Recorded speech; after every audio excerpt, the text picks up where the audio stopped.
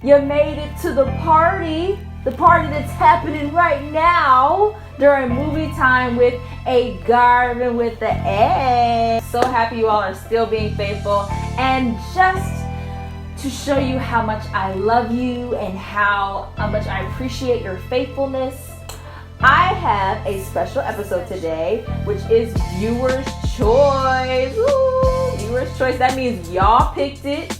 I'm reviewing it. So let's get to it.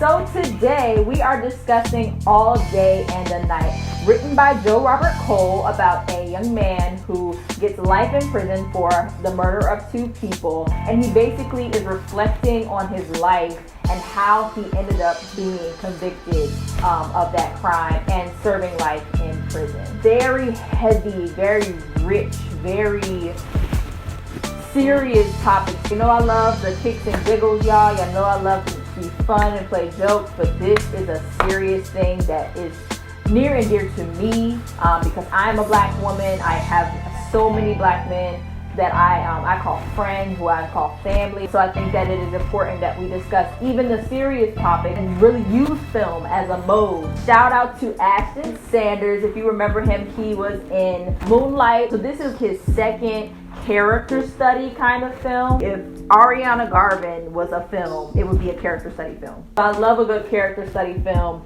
because it gets you in depth right into the mind of the person that is carrying out the act, who is doing whatever is happening. I did not in any way feel there was an exaggeration, an overacting point. There was never a time where I felt like it wasn't real. And that is scary, but also necessary, because it has to be in your face some kind of way for you to really understand what's going on. You have to identify with Jahkor as a young boy. You have to identify him as a teenager. You have to identify with him as a young adult who is expecting a baby. You even have to identify with him as he's in the prison cell. You are stuck with Jahkor as a character. It was good to see Yahya Mateen II. I definitely love seeing his face again. Very similar to his position in the Get Down, but more so seemingly on like the good guy side. And I think that's a lot of times how we dissect films. It's like, okay, who's the good guy, who's the bad guy? At least off of first watch. But we kind of have these cues in our minds just based off of like what we've been watching to determine who plays what role in the person's life. And stuff like this tells you that there is so much gray area. On the one side, you want to protect yourself. On another side, you want to protect your family. On the other side, you want to keep a reputation. On another side, you have things that you have responsibilities for. On another side, you have people coming against you. And so there are too many sides, there are too many variables to be like, oh, he's a bad person. This is so real because we treat black men as animals in this country. Everybody has their plight, but it's very interesting how the color of our skin has caused us to be seen as something for display. And it's like, what? Like, this is a real person. He's a real person. He's experiencing this in his life. And then you have his mom who supports him, but is also dealing with her own resentment for her own choices, and who's also trying to figure out herself. And like, she's also dealing with her man who is addicted to drugs and who is in and out of prison and doesn't really support her as a woman, as a mother. His girlfriend, you know, who he loves very dearly and who he's connected to. We'll talk about the silencing of black women when I do Little Fires Everywhere. Be on the lookout for that. You cannot pinpoint a single moment where you just like decided, okay, this is the day I'm gonna be bad. Okay, this is the day I'm gonna be tough. You can't pinpoint a specific moment because it's gradual, it's subliminal.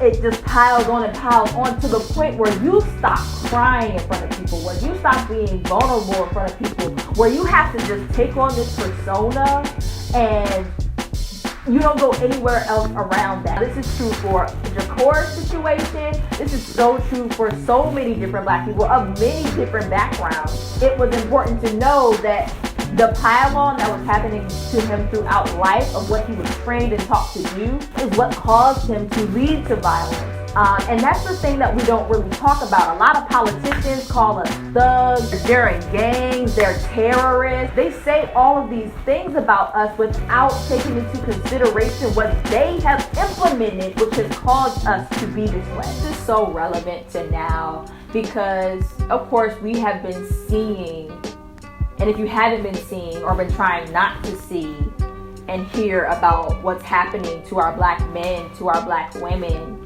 if you're not trying to see it, if you're trying to avoid it and never having the conversation, that is a problem. I understand you don't want to wallow in it. You don't want to sit and marinate in it too long, because that can cause traumatic thoughts, that can cause foundation shaking problems for you. But the conversation still has to be had in order for you to get through it. How your upbringing changes the way you see things, the way you understand things. This is of course the biggest conversation, the umbrella conversation.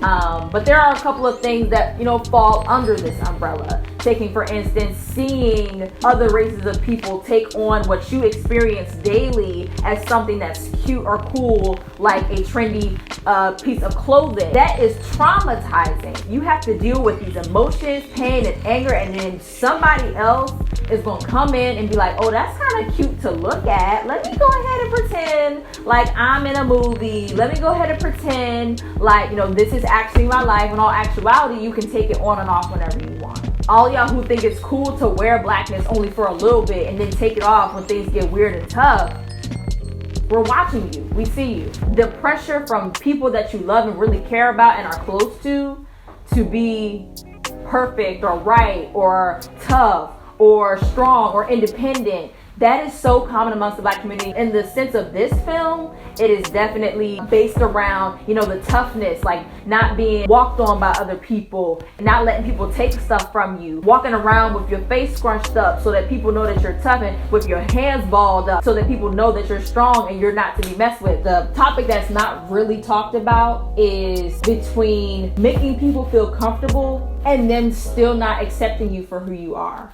That is so crazy to me. We're told to fit into a mold, so they shape us and we fit into this shape, and there are no spaces for that shape to fill. So it's like they didn't even set it up for you in the first place. They still want to be comfortable around you. Come on, y'all. I really appreciated this film. I loved this film. Again, no exaggeration.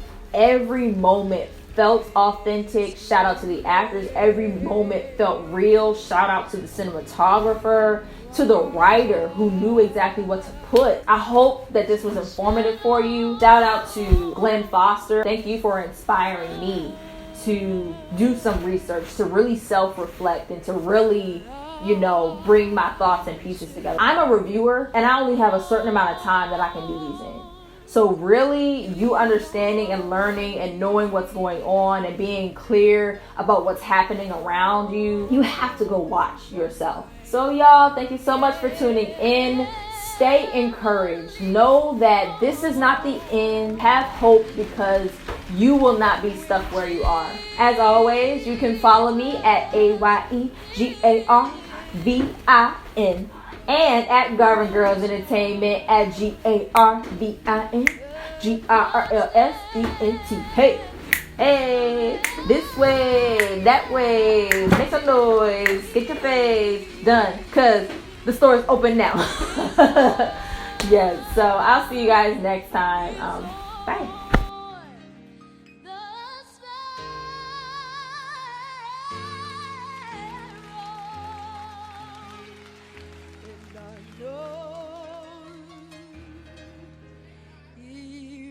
Yeah.